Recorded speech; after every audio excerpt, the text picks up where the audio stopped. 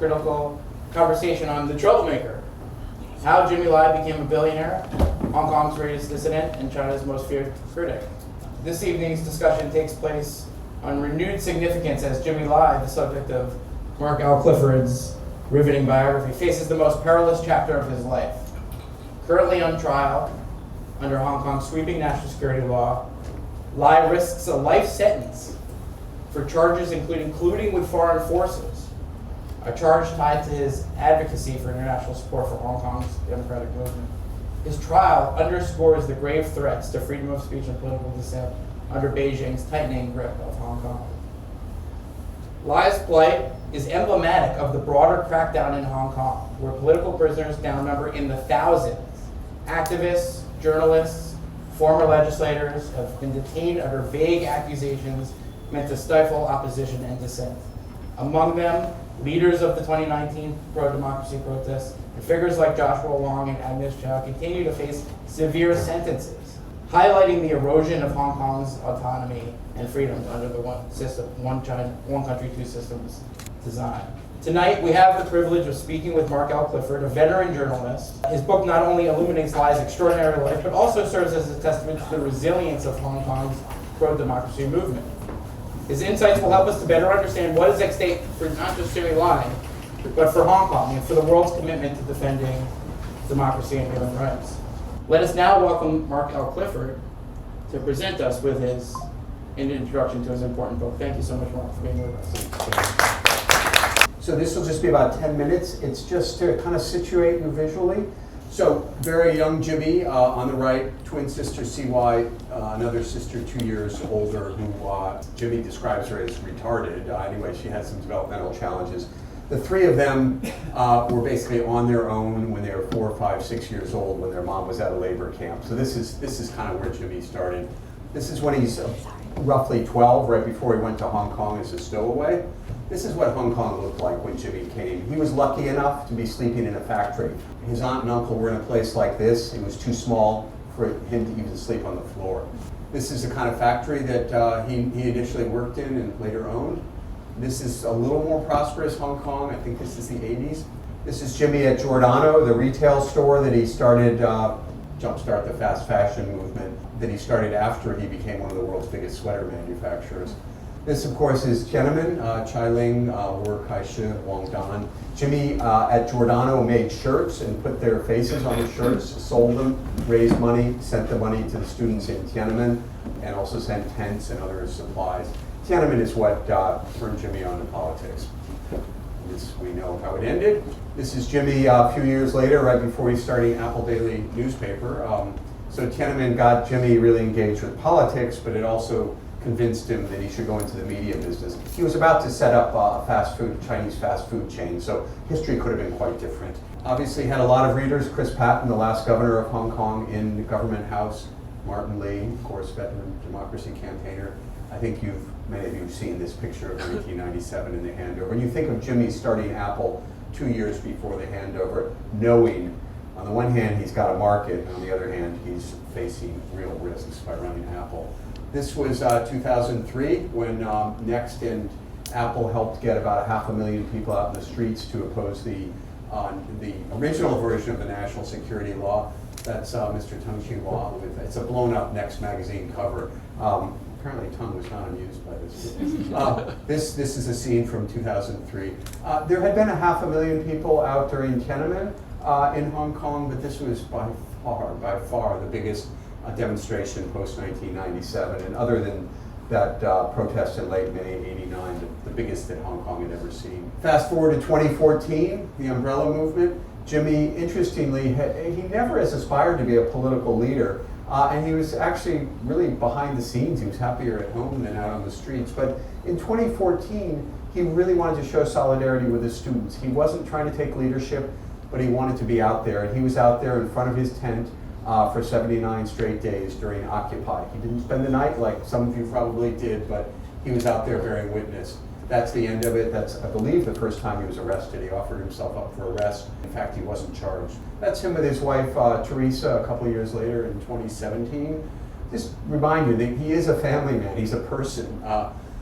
Here we are in 2019, even bigger crowds. 2019 August, Lennon Walls, just a shopping mall at lunchtime. This is interesting. Since Jimmy and Martin in 2019 with John Lewis, iconic civil rights figure who was an apostle and such an eloquent speaker for nonviolence, and Jimmy was going around the Capitol with Tom Suozzi, who many of you know has just been reelected or has come back into Congress, a great human rights advocate from the 3rd District in New York. And Tom introduced Jimmy to John Lewis, and Jimmy asked him to make a video for the students, encouraging them to stick to nonviolence. And so it's another reason it's very ironic that he's being tried now. He's such a believer in nonviolence. This is just a picture of him, relatively recent picture, recent before 2020, I guess, with a drawing or painting by Wallace Ting in the background. Jimmy spends a lot of his time in prison drawing. Wallace Ting was a friend of his. They traveled around India together. Jimmy visited him many times in New York and even spent a few months in Amsterdam studying art with Wallace. This is August 10th, 2020. It's the first time as far as I know, Jimmy was handcuffed. They came to his house. Then took him down here, which was our headquarters building, 250 police coming in to check on the newspaper and take a few copies away.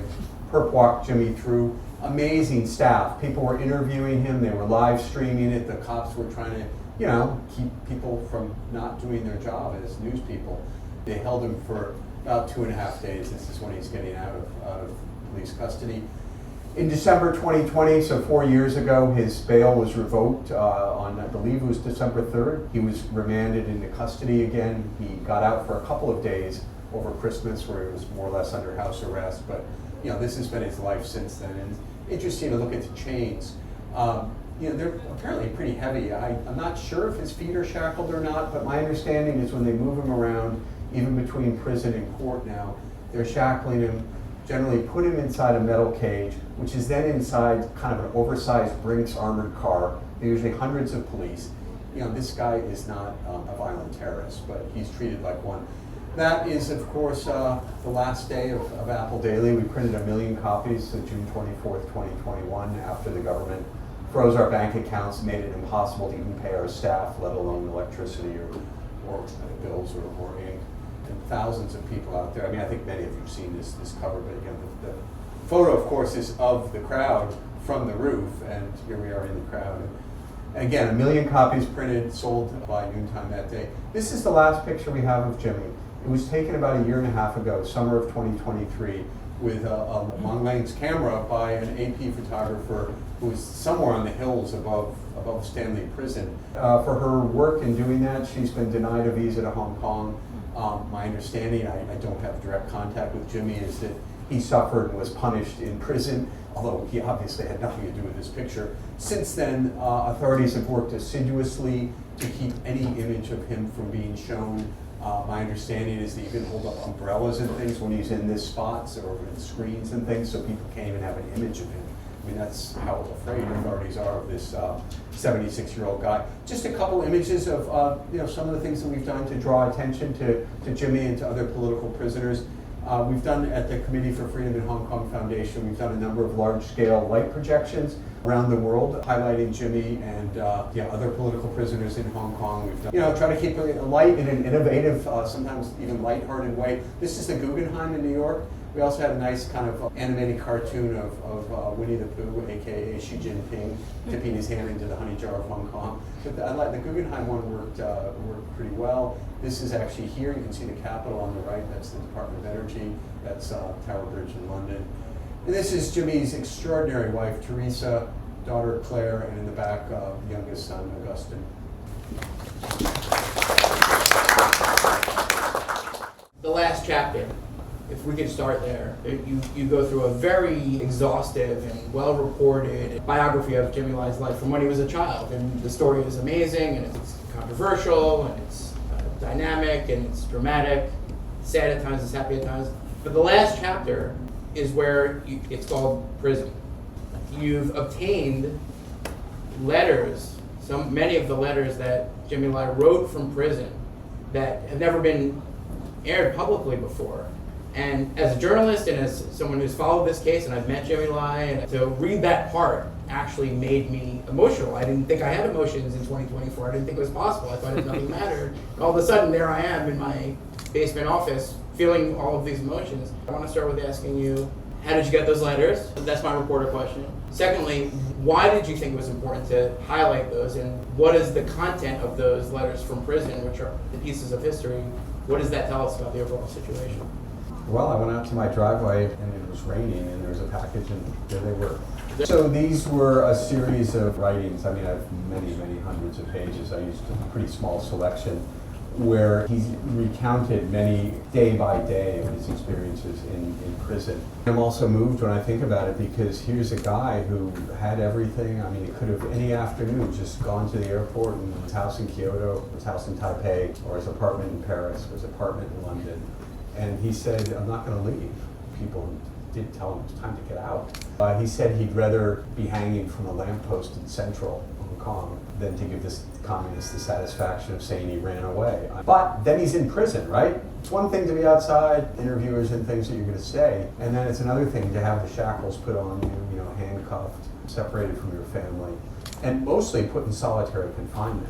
This is the other thing that, it's just, I think, so hard for people to remember and get your head around. It's been more than 1,400 days. Think of one day, to 1,400 plus days. Mostly he's been in Stanley Prison. When the trial is going on, my understanding is he's mostly up what's called the Lai Chi Reception Center up on Butterfly Road, of all places, which is where all prisoners who come into the system are brought. It's just too much trouble to move him around. They treat him like Xi Jinping when they move him around. There's that, I told you, the big armored car lumbering along. They closed a tunnel. I was in Hong Kong 28 years. I don't remember tunnels being closed for typhoons or for anything. Maybe they closed them for another state leader. The only time I'm aware of it in the last few years was when Xi Jinping came to town. So, Jimmy is like kind of on that level in terms of how they treat him with security. He's either up in Lai Chi Kok or he's in Stanley. There's not heating. There's not air conditioning. This is a 1937 maximum security prison. Solitary confinement is prohibited, or it's considered a form of torture under the United Nations, under the Mandela Principles. It's kind of knows solitary. It's something that should be a last resort, that shouldn't be for more than 2 weeks, and usually if somebody is violent to other people or might be to themselves. And so they're keeping Jimmy there just to punish him. So you think of those 1,400 days, and these letters are incredible. Let's see if at some point if there can be more that can come out. But it's a day-by-day account of a guy who's basically living like a monk. He's deliberately living the life of a Benedictine monk. This is not like a wild-eyed prophet out in the desert. It's very structured without Jimmy having any control. He doesn't have a clock. He doesn't know what time it is. He doesn't have any light. The authorities have said that he has indirect light in a window in a corner outside his cell. I'm not really sure what good that does. So he's basically in darkness, except for when they want to turn on the light, which is whenever they want. So he doesn't know what time it is. He can't choose when to eat. He obviously can't choose what to eat. It's a big deal if he hoards an orange and keeps it until the next day, although that's actually against prison rules. It's a life of meditation and prayer, of drawing. So he's doing a lot of all religious imagery, mostly Christ on the cross and the Virgin Mary, and reading. He reads theology, only very hardcore Catholic theology, and work. That's part of being a monk too. I'm not sure making envelopes in a prison for about a penny an envelope was really what this guy would have chosen. And every once in a while he gets fined for some infraction of the rules and they dock him 20 Hong Kong dollars or something, which is a lot of envelopes, but actually not really a lot in terms of his net worth. Yeah, there's a funny story in the book where he talks about, in these letters, the fact that when he was assigned the job of folding envelopes in the prison, he decided to be the best at folding envelopes, and folded 80 envelopes, and they came back and they're like, well, the guy in the next cell folded 100 envelopes. So he's like, next day he folded 110 envelopes. They were like, well, this guy folded 120 envelopes. Eventually he got up to 150 envelopes.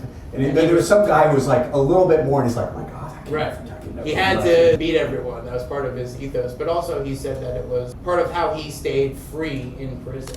He would rather be a free person saying what he wanted to say and believing what he wanted to believe, even if he was in shackles, than to not be that person and be out in the world with his money and his houses, etc. And we saw that especially in the trial. And you couldn't have planned this, but the trial is going on right now. crazy. They're saying all these things that he did that are supposedly crimes, which nobody in their right mind would think are crimes. He's defending himself, and he's got a chance to speak. You could have planned that this would happen as the book was coming out, but as you hear him in the trial, as you watch the trial, what do you see happening? How do you analyze that? What do you think he's doing, and how do you think this is going to turn out? Well, I think he's going to be found guilty, so I don't usually like to predict the future, but in this case I'll go out on a limb with a 97% conviction rate. What I like is that I'm hearing Jimmy's voice. I mean, we can't get any audio, let alone video of the trial. We haven't had a picture since that one a year and a half ago. But when I hear Jimmy talking about universal values, Western values, rule of law, freedom of press, freedom of speech, I'm like, wow, they have not broken this guy. And they want to break him. They want him to say that he's guilty. They want him to humble and abase himself before the Chinese Communist Party and Xi Jinping. And I'm just in awe that he's hanging on. I was the moderator, but I didn't really say anything in a conversation, a live stream between Nathan Sharansky and Jimmy a couple of weeks before he went to prison. And it was extraordinary because basically Jimmy was just peppering Sharansky with questions about how do I survive in prison? And what do I do? He and Sharansky talked privately as well, and I talked to Sharansky subsequently. It's unbelievable. Sharansky spent 9 years in the Soviet Gulag and as a refugenik in the 1970s, I guess early 80s. That's exactly what he told Jimmy. He said, when I was in, I didn't know when I would physically be free. That wasn't up to me. That was up to the KGB. But I could live as a free man in my mind. And that's what Jimmy's trying to do. And it seems with everything I saw in those letters, he's been pretty successful at it. I mean, it's hard, and he's in a deep spiritual struggle. I'm not Catholic, so I can't really speak about this with authority, but there's a certain sense in which he's taking suffering in this world now, I think, as a way of atoning and avoiding further suffering in the next life. And he led a pretty wild life before, and he's, that's who he was then, but that's not who he is now. I think he's using his time in prison to the best advantage. And I'll finish actually with the envelopes thing, because that also reminded me, he's a businessman, he's an entrepreneur, and I felt like he was going back to the early days of the factory where he's trying to figure out how do we make these sweaters faster and better and more efficient. And he's like, how do I fold these envelopes? He was getting paid 1 cent each, it doesn't really matter, but he wanted more time for prayer and for reading and for his art, and so he just had to do the envelopes. Right. Even the guards were like, take it easy. And he was like, no, I refuse to take it easy. And that was his protest. One of the things that came out in the trial, he said he was overly optimistic about the chances for Hong Kong. He said that all of those years of protest and struggle, he had come to the conclusion, at least at this moment in December of 2024, that as long as the national security law is over, that Hong Kong was irredeemable. Is that what you think, Mark? And how do you process that? Well, let's go back to where Jimmy started. So he got so enthusiastic about Tiananmen and media. So remember, this was the early days of CNN, and it was almost live. We were seeing stuff for the first time from halfway around the world. These images of brave students, tanks running over students and killing them. And Jimmy really thought that transparency and shining a light on the CCP, with the help of media, would very quickly bring about the downfall of the party. I should also say he was so optimistic about Deng Xiaoping's reforms in the 1980s. He was like a Zionist, and maybe that's not quite the right word to use these days, but it gives a sense of he was almost a zealot and being just so optimistic. The China of his youth, he felt had gone. The days when he watched political executions as a young boy in Guangdong, his mother is humiliated by people in these political struggles. Just really believed in economic progress, which would lead to political progress, and that media was going to play this really important role. Obviously, he was too optimistic, and he has admitted that repeatedly. Fast forward, it's hard for any of us to believe that as long as the national security law is in effect and is implemented in the way that it is now, that there's any hope for effective resistance in Hong Kong. That doesn't mean that in their hearts that most of Hong Kong's 7 million people don't want more freedom, don't want democracy. They do, but there's no change. Why did you feel the need to write this book? What was the thing, after all of these years of knowing Jimmy Lai, that this is what I want to do with a year of my life? The immense amount of investment and time and to elevate this story, and what was that process like? It would be too simplistic to say survivor's guilt, but I left Hong Kong, and a lot of my colleagues, it wasn't just Jimmy, but 6 other people are still in jail. I felt like I needed to do something.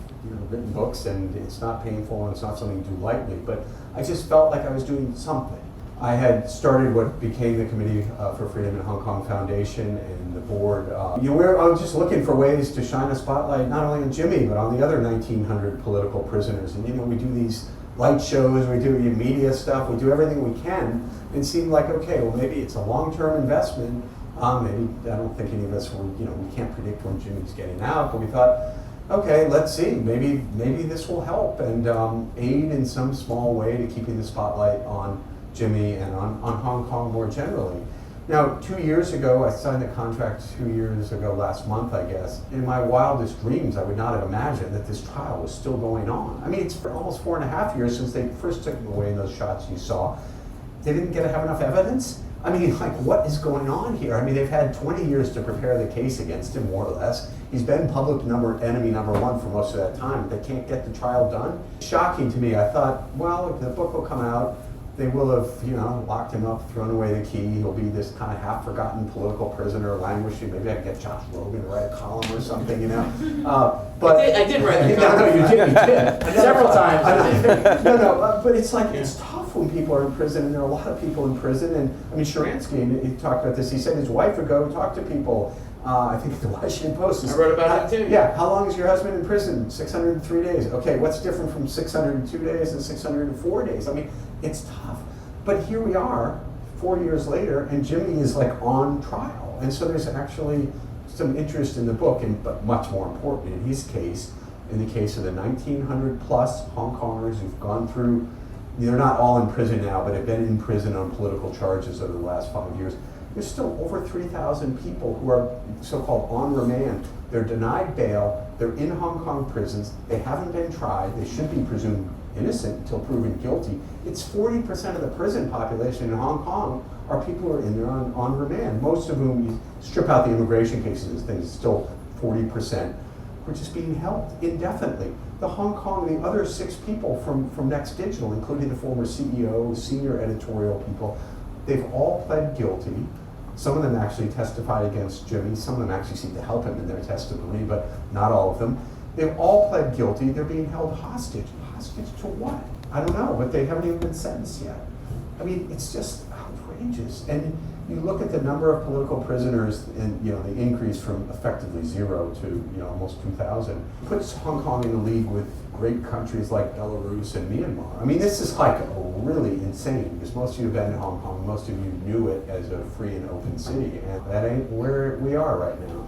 And I should say, over 10,000 people were arrested on political charges, in 2019, 2020. When you think of 10,000 people in a city that's got a smaller population than New York, and obviously we can talk about the Hong Kong 45 and others. I mean, there are a lot of people we need to work on. And these are like creme de la creme, people that if they were in Washington, you'd be celebrating them for being involved in politics. Thank you for broadening the issue out to the other 1,900 political prisoners, because of course Jimmy is just one of 1,900, 45 sentenced to draconian sentences just last month.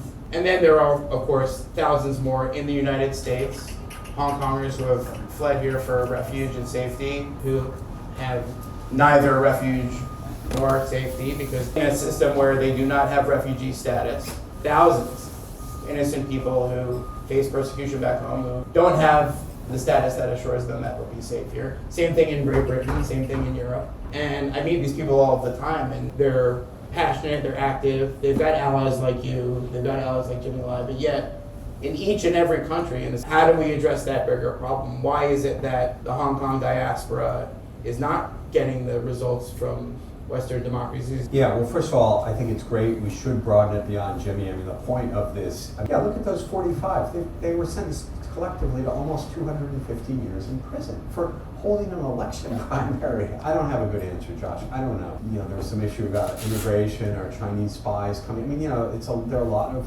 political issues. I think Great Britain, to its credit, was wonderful in broadening the so-called BNO scheme, which is effectively gave most Hong Kongers the right to live in Britain. It was about 40 years too late, but better late than never. And as you said, 150, 160,000 at least have already gone. So if you really want to broaden it, Hong Kong's not the only place where we should be looking to bring people in from. So we got a new Trump administration. Yeah. Crazily enough, funny as the story is, not haha funny, but kind of ironic funny, one of the things Jimmy Lai is charged with is talking to Trump administration officials like Vice President Pence and Mike Pompeo. If you think about it, just for talking to foreign officials, we're asking them to support freedom and democracy that could be criminalized. That's bizarre on its face. But there's another way to look at that, is that actually he had really good relationships with Trump administration. There is an expectation that people like Marco Rubio, Mike Waltz, the incoming National Security Advisor, incoming Secretary of State, these are people who are very active on Hong Kong freedom and democracy. Marco Rubio sponsored the Safe Harbor Act. He sponsored the Hong Kong Freedom and Democracy Act. Mike Waltz, same thing. These are about as pro-Hong Kong democracy and freedom people in Washington as you could find. So what's your analysis? Is that going to win the day? Do you expect the Trump administration to do something about Hong Kong? First, I'd say that Hong Kong in general is a pretty bipartisan issue. It may be one of the most bipartisan issues. So Jimmy has, and the Hong Kong Democrats in general, have always had good connections on both sides of the aisle. Nancy Pelosi has been a huge supporter. Tom Suozzi is, the guy that introduced John Lewis to Jimmy and Martin. But as you say, Waltz and Rubio in particular have been really identified with Hong Kong. So I think we have high hopes, allowing Hong Kongers to stay here without some of the uncertainty that you alluded to hanging over their head.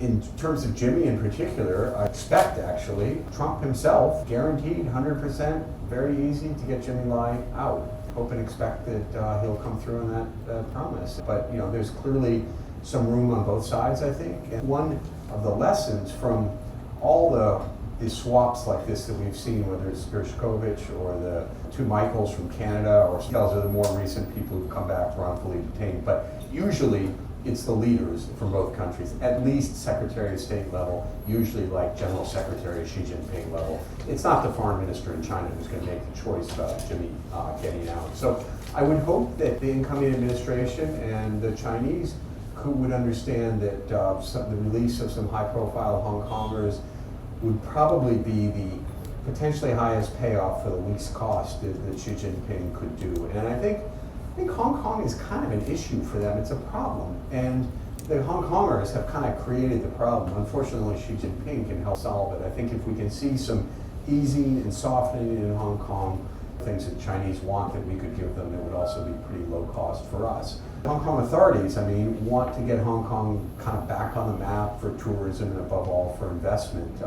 And it's not so easy because generally global financial centers don't have political prisoners. As a matter of fact, please tell me if you know another one, because I don't. There's no question. Apple Daily's presses, sadly, are not going to start rolling again. You could probably let all 1,900 people out, and it wouldn't really matter because the grip is so tough. Just think about Hong Kong. Somebody wears a T-shirt, slapped in a jail. Cathay Pacific has to do like a Cultural Revolution kowtow because they got 7 seconds of a Tiananmen clip from Family Guy. It goes on and on. You don't look respectful enough during the national anthem, or you're facing away from the flag band. You're in the slammer. They've got a grip on Hong Kong. So I think if the Chinese were actually really strategic and far-thinking, the way Henry Kissinger used to kind of think that they were, they'd see that Hong Kong, easing off on Hong Kong would be a really easy, victory for them. When I interviewed President Trump, I asked him about the Hong Kong protests. He said maybe they know how to deal with rioters better than we do. That's what the President of the United States said to me personally. Of course, there were many people in his administration who didn't think that way, but that's how Trump thinks. And there's a risk that Hong Kong could become a bargaining chip in his phase 2 trade deal with Xi Jinping or whatever. I'm wondering if you could tell us the specific things that you think the new administration could do to demonstrate that it's on the side of Hong Kong freedom and democracy. Just in case anyone from the Trump administration is watching this video right now, that they should do, in your view, to make sure that they're on the right side of history here. Yeah, well, we've been very involved, and actually Senator Rubio's office was among those who's quite supportive of a bill to effectively shut the Hong Kong economic and trade offices. And there are 3 offices that effectively function like consulates in San Francisco, Washington, and New York, and they were set up in the 90s to try to underscore the high degree of autonomy that Hong Kong supposedly had, the fact that it was distinct from the mainland. They do nice things like work with the Smithsonian to have movies, which turn into real wolf warrior outposts. So we'd love to see that bill go through in the current Congress. And the DED, the enforced departure, we need to put some permanent things in place so Hong Kongers who have not gotten full legal status here, have some certainty and can get on with their lives. I'd like to see us where we're actually starting to perhaps remove some sanctions because the Chinese are doing some things we want. If not, there's more we can do in terms of sanctions. I also think we need to look really hard at the way in which Hong Kong has basically gone rogue as a port. My colleague Sam Bickett, who was a Bank of America lawyer when he tried to break up an altercation in 2019, and turns out the guy who was causing the trouble was an undercover cop who didn't identify himself, so they threw Sam in jail for a few months on trumped-up charges. He did a remarkable report on illicit technology transfers and money laundering going through Hong Kong. I mean, Hong Kong, it's no secret. Hong Kong's been laundering for a long time. It's gotten worse. They've really gone to the dark side, and I think this has been particularly damaging for the world as a whole because the amount of technology that's being used in the Russian war machine in Ukraine that's going through Hong Kong. So we've got to start looking harder at that and Hong Kong's role in transshipment of really bad stuff. We treated Hong Kong, we still bureaucratically treat it as a kind of trusted partner, like they've gone to the dark side. Well, there's a very good reason why we still treat Hong Kong this special economic status, and despite the trends that you just aptly described, that's because, in my view, the U.S. and European business communities have been lobbying heavily against any change in our perception of Hong Kong as a safe and legal place to do business. In any administration, that's going to be a very powerful force. But how do you suggest those who believe in Hong Kong freedom and democracy and human rights contend with the fact that there's always going to be this huge economic incentive and a huge lobbying effort by Wall Street types to say, everything's fine. Let's just get back to business. Don't let these 1900 political prisoners get in the way of everybody making money. It's very difficult, and the Chinese rightly recognize that Wall Street and business in general and finance in particular is the kind of soft underbelly in terms of getting action or stopping action in the U.S. political system. So I think we probably should study the Uyghur Forced Labor Prevention Act and the work that's done around that. There are a lot of companies that aren't in Xinjiang anymore, and I don't want to compare the two because I think what's happening in Xinjiang, where you have the largest essentially concentration camps, or at the very least genocide, yes, since the Nazi period, and Hong Kong is not at that point. But I do think that we try to keep underscoring and shaming, for example, David Solomon from Goldman Sachs, who went over to a big finance powwow in Hong Kong last month. The same week, the same days that the Hong Kong 45 were being sentenced and Jimmy was starting to testify. So I mean, shame, I don't know how far that always goes with business, but it's a start. The thing that's more powerful, I think, is as the Hong Kong economy continues to slow, in line with China's slowing economy, all of a sudden maybe China and Hong Kong aren't really worth the trouble anymore, and we can help them, we can cause more trouble to change that calculus. But yeah, not easy, and I think you've pinpointed a real challenge. For those of you who think this book is just a love letter to Jimmy Lai, I'm here to tell you that's not actually true. There's a lot of really honest stuff about Jimmy Lai, about the controversy that surrounded his time as a publisher, surrounded his activism. You were an editor, and you're running out this publisher who was deeply, deeply involved in what was going on in the daily news operations. Talk about that. Talk about what Jimmy Lai was as a publisher and how, as a journalist, you analyze his impact on the journalism scene in Hong Kong at that crazy time in the 90s when he started and all through today, and the legacy of Apple Daily, not just as a beacon of democracy and free markets and this and that, but also it had another story that it told in the story of how Hong Kong journalism progressed. Yeah, I mean, I'm an activist. I have a strong point of view. I know this guy. I think he's incredible. I did not want this to be a hagiography. I know many people look at it and say, look, you're running an NGO that's trying to get Jimmy Lai and other people out of prison. Obviously, it's going to be a love letter. Very sympathetic, of course. I actually expected I'd be less sympathetic. That old saying, no man is a hero to his valet. I mean, I'm not Jimmy's valet, but I dug as deeply into him as I could. I've known the guy since 1993, so for 30 years, and yet I'm much more impressed with him now than I was 2 years ago. First thing, and perhaps most surprising, just his entrepreneurial skills. I thought he was one of 10,000 garmentos in Hong Kong. I mean, he was great. He didn't make his money through property like most of them, but you know, he was like, yeah, garment guy. Well, I mean, he was incredible. And I mean, I won't go and bore you with all the details, but there's just a lot of stuff in the book just about his brilliance and his vision as a businessman. He just did whatever he thought was right. I mean, sometimes, you know, I've known him, you know, he's bombastic or business guy, but there's a lot more to him than that. And I think his commitment to freedom, free markets, as well as free speech, and eventually the freedom he found in religion. First of all, I was a non-executive director, so I wasn't in his newsroom ever.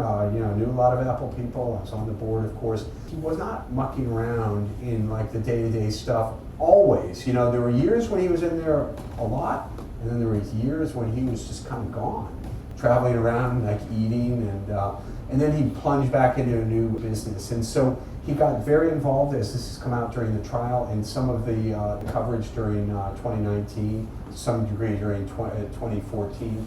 And it's interesting when you read the testimony of some of the, I know the people who are testifying, you know, against him, you know, and I think Chan Pui Man, who actually her testimony potentially helped him. I'm sure the judges won't see it that way. Yeah, he was a guy that had his point of view, but kind of do what you want. And I talked to a lot of journalists who worked at many media organizations in Hong Kong, and they're like, never met somebody like Jimmy. Like, to state the obvious, there's the rival newspaper, Oriental Daily. There was just an incredible level of control. I mean, incredible level. Take one example. It's the Ma family. Ma, it's the character for horse. You couldn't use that character in the newspaper, which is kind of pretty hard because horse racing is a big deal. I don't know how they got around it, but it was just, you know, very controlling. What people told me about Jimmy is, as long as you weren't advocating violence, of course, but as long as you weren't advocating what he saw as socialist economics, he didn't really care. He had people who were very close to the leadership in China, who were fellow travelers, let's say, at the least, if not party members, to, you know, pretty radical people, and anything, you know, opened up the paper to more radical viewpoints. Everybody told me, like, no censorship there. I mean, yeah, he had a point of view, had a strong point of view, but so did lots of other people in the newsroom. And as I think he said, we didn't have to give orders. We all knew what we believed in. You know, we had different ways of expressing it, but probably less involvement by Jimmy than by most owners that I know of. Talk a little bit about kind of Apple's role in journalism, though. Absolutely. Yeah. So look, this was a pretty wild paper, and even before that, Next magazine. And I think Jimmy's idea was actually Hong Kong's not that big a market, 7 million people. All the, you know, you got an economics magazine, you got a stock market magazine, you got a business magazine, you got, you know, entertainment magazine, you have this, you know. And he said, I'm going to put them all together in one magazine, and he did. In fact, he actually got so much advertising, that hundreds of pages of advertising. So they had two magazines, one would nestle inside the other. So in Central, in the business district, you'd have the business cover on the outside, and when you're out in Kowloon or something, you have the entertainment one on the outside. So twice the newsstand sale. Some newsstands would put both of them next to each other. Very heterodox. Obviously very, very controversial. A friend of mine's wife, living on an outlying island, came in, went into labor, like on the ferry pier. Apple reporters there before the ambulance, click, click, click, you know. Luckily, Hong Kong people shielded her, but I mean, they were everywhere, and they listened to the police radios, and they did other things, beat the police to places. Robbery, one time there was a chase down, I think, Nathan Road. You know, the photographers there, like kind of between the police and the criminal. I mean, they were so bold. He invested in first guy to do color printing, did fantastic paper, top of those state-of-the-art presses to get, and then they got luxury ads, LVMH or probably Tiffany, just lots of very high-end ads. You know, there are a number of cases, but the most notorious was a guy whose wife threw her two kids off the high part of a building and then jumped herself. This is in the book. Yeah, it's really tragic, horrible. Well, what does Apple do? They give the guy 5,000 Hong Kong dollars and go up to Shenzhen with him and chronicle his spree, his drunken spree with his mistress. You know, I mean, Jimmy apologized for that. It was early on. They had a long-running feature on so-called Portland Street, sort of like restaurant reviews, but they were prostitute reviews. You know, using the pen name of the chief secretary of Hong Kong as well, who later went to jail. He's a very sybaritic kind of guy. You know, there was stuff they did that was definitely not good taste. And so it was kind of like Wall Street Journal meets New York Post, but all in one. And everybody claimed that they hated to read it, but you know, if you looked in the back of some tycoon's car, there was definitely at least Next Magazine and maybe Apple Daily as well. They did incredible investigative reporting. There was no team that ever did reporting the way Next in particular did. They kind of brought down governments in 2003, but one of the reasons there were 500,000 people out in 2003 is that they had done an incredible investigation of the finance minister who had bought himself a car and saved, I think it was about $20,000 US on taxes, kind of right before he put in some new taxes. So, you know, they had really serious journalism and really out there journalism. I mean, New York Post would be a bit tame compared to them. As time went on, they dialed back a lot. Well, they definitely dialed back the worst of that, but you know, they pushed the edge. They pushed the envelope. Interesting. There's a lot in the book about Jimmy when he decided to move to Taiwan. He saw the transition to actual representative democracy in Taiwan as a historic thing, and he wanted to be a part of it, and he expanded the company to Taiwan.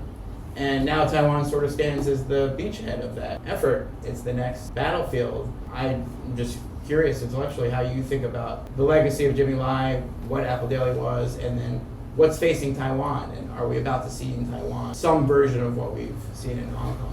As a historian, let me talk about the past. In 2000, when Chen Shui-bian was elected president, the first non-ruling party, non-KMT elected president in Hong Kong, Jimmy said, "This is it. This is democracy in China." Told his wife, Teresa, that night, "We're moving to Taiwan." He quickly set up Next Magazine, and then a couple years later, Apple Daily, just as he did in Hong Kong, actually a more compressed schedule. Very much the same kind of response. He shook up this very ossified media market. Most, particularly the three major newspapers, were tied in with political parties. There was a huge amount of political influence. If you wanted something done, you called your friend who called the editor. I mean, it's the way it was. There's a guy, I think I quoted him in the book, he's really one of the top businessmen in Taiwan, known for a long time. And he really admired Jimmy, but he was scared of him a little bit too, because there had been an incident where Li Ka-shing in Hong Kong tried to get Jimmy to stop the publication in Next of the suicide death of Li Ka-shing's first wife, and he called Jimmy in, and Jimmy wouldn't back down. The story ran, and not only everybody in Hong Kong, but everybody in Taiwan and probably beyond knew that. So this guy told me, he goes, "He's not going to back down for Li Ka-shing. He's not backing down for us." So they kind of didn't. They really kept him at a distance. They really frustrated him, and this was a really great, probably his biggest business setback. I mean, he lost $130 million US on an ill-fated online delivery thing. He didn't really care about that. I mean, he felt like he'd learned from it. He knew what mistakes he made. But in Taiwan, he had big hopes of expanding into TV, and he had Beijing swooped in and stopped the purchase of something on the very last day. Thing after thing he tried to get into island-wide TV and invested heavily in programming. People, including this guy I know very well, stopped him, with the government. I mean, they were a cabal, they were an oligopoly, and they just didn't want to compete against Jimmy Lai. He was too tough.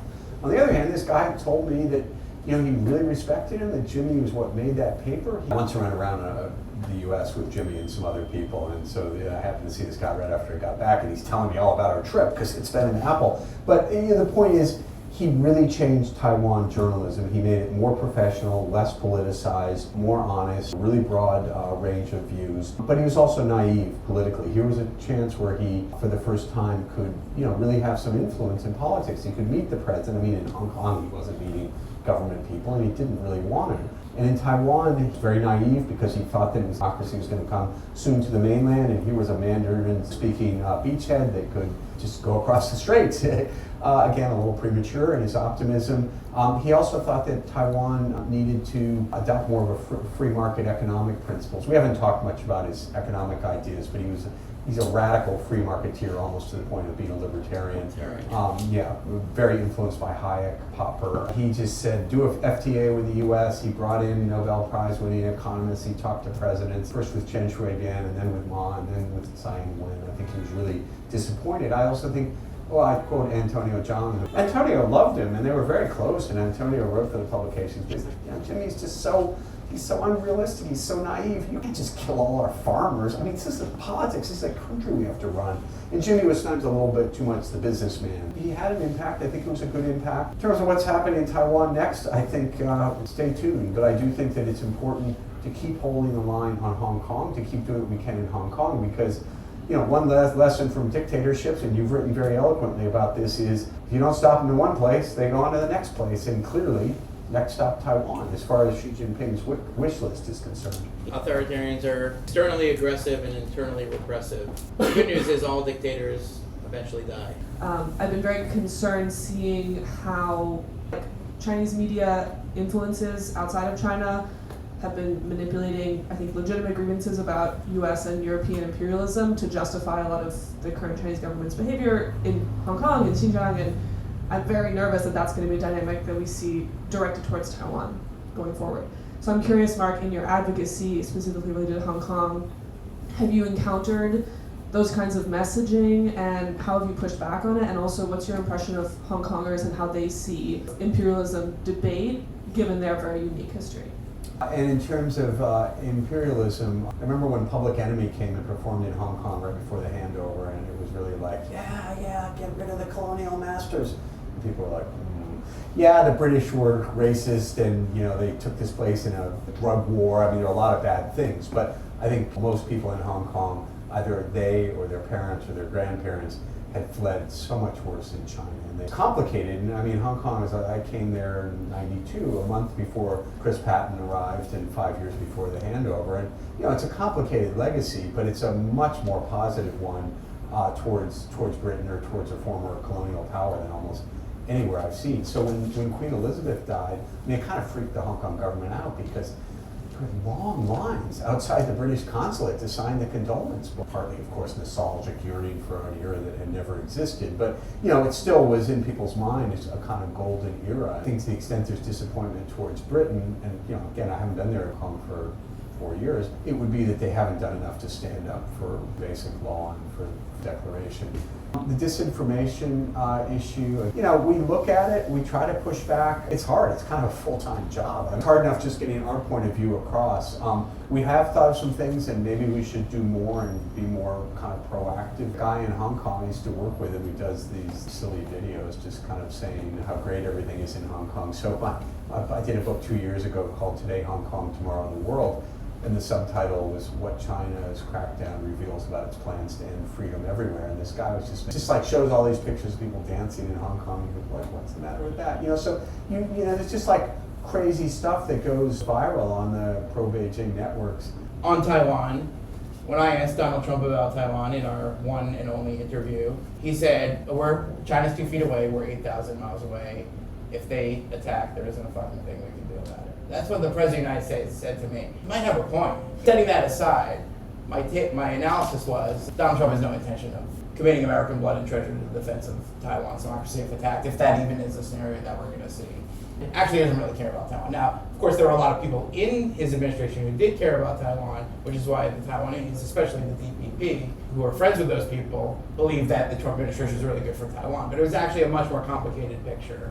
We don't know what a second Trump administration is going to hold for Taiwan. There are Taiwan hawks like Marco Rubio, Mike Waltz, and then there are people who think that Taiwan is part of China, and that's just the way it is, like Tulsi Gabbard, RFK Jr. Trump is actually on the let's not worry about Taiwan. That's a complication in my bromance with Xi Jinping camp.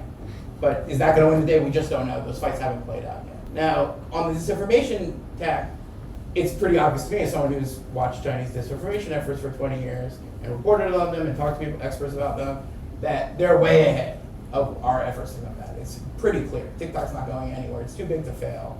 That coincided with something else that they didn't create, that had nothing to do with China, which is the overall outrage, and especially amongst young people, about perceived American imperialism. And that has allowed China to amplify it, in my opinion, and supercharge its propaganda, because there's an alignment there. There's an overlap in the Venn diagram of people who are angry about American imperialism around the world and Chinese propaganda about Taiwan, and that they've smartly abused that to perpetuate those two things as being the same, even though they're not. We failed to have in Washington a sophisticated discussion about what Taiwan's going through and what we could really do to respond. And then we have a separate problem, which is that in the war over control of our social media and our information atmosphere, we're way outmatched at this point, and we're way behind. And those two problems are related, but they're two different problems, both of which we're failing to tackle. Both of you mentioned the Hong Kong Economic and Trade offices, so I just want to take this as an opportunity. But the HKETO plays a really big role in lobbying against the bill that we support and spreading propaganda and agenda of China here in the US and around the world. It is also actively monitoring dissidents abroad. And so now we have 3 locations in the US, and there is a bill in Congress trying to shut it down, but it's on hold. So if you are from New York or if you're from Maryland, call up Senator Schumer and Senator Cardin and ask them to move forward with this bill, because we are really trying to shut it down, and now it's on hold, and we only have a few more weeks in Senate, and we're trying really hard on our part, and we hope that it's going to get passed in this Congress. So, yeah. And one of the sponsors of the bill is Senator Rubio. He's going to be Secretary of State. And when he's Secretary of State, he could snap his fingers and do it. He doesn't even need a bill. Let's see if he does that. Let's see if he keeps to his values and his promises when he assumes power. Sometimes it happens, sometimes it doesn't. Your book is about a Hong Kong dissident that's a little bit older than what we typically see in the media. Do you think that there needs to be some time for a generational shift, as there seems to be differences among older Hong Kongers and younger Hong Kongers as to what the country should look like and what the resistance to Beijing's influence should be? It's a great question. I'm not a Hong Konger, and I shouldn't answer that. I can't presume to answer that on behalf of Hong Kong people. I will say, from Jimmy's thinking, I think Jimmy would completely agree with you.